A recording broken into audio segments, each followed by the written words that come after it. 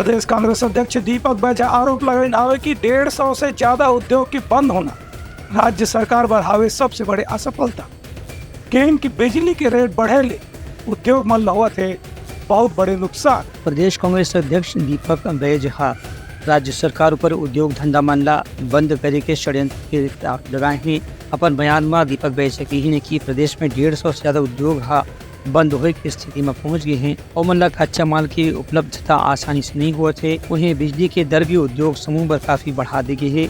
एक से भी उद्योग धंधा मन काम करना अब कठिन हुआ थे, जबकि छत्तीसगढ़ में खनिज संसाधन कोयला वगैरह की कोई कमी नहीं है।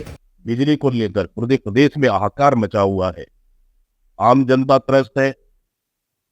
लगातार बढ़ी हुई बिजली बिल को लेकर कांग्रेस पार्टी आंदोलन भी की और इसके बाद अब उद्योगपति भी आंदोलन की राह पे चल पड़े। आखिर हमारे छत्तीसगढ़ में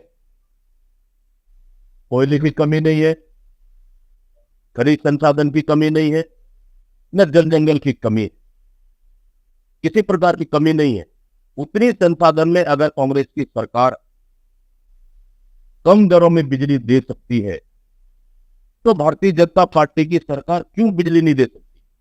आज उपभोक्ता परेशान, उद्योगपति परेशान। इसी का नतीजा है कि उद्योगपति भी हड़ताल कर रहे और उद्योग बंद कर रहे। इससे कई लाखों मजदूर प्रभावित हो गए हैं। चूल्हे नहीं जल रही है, उत्पादन में कमी आई है। स्वाभाविकता अगर उत्पादन में कमी आएगी तो दाम महंगा बिकेगा, रेट महंगा होगा।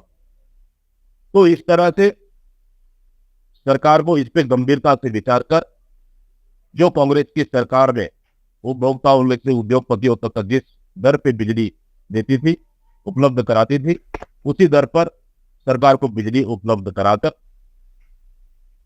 जिस तरह से हड़ताल चल रहा है उसको गंभीरता पूर्वक लेते हैं, उसको समाप्त करना। ST/SC आरक्षण और वार्ड के परिसीमन पर भी उनका कहना है कि राज्यपाल इस दिशा में ध्यान देना चाहिए और जो लंबित विधेयक है वहाँ हस्ताक्षर करके छत्तीसगढ़ के जनता ला ओकर लाभ दिलाए के प्रयास करना चाहिए। Bureau report, Tanga news.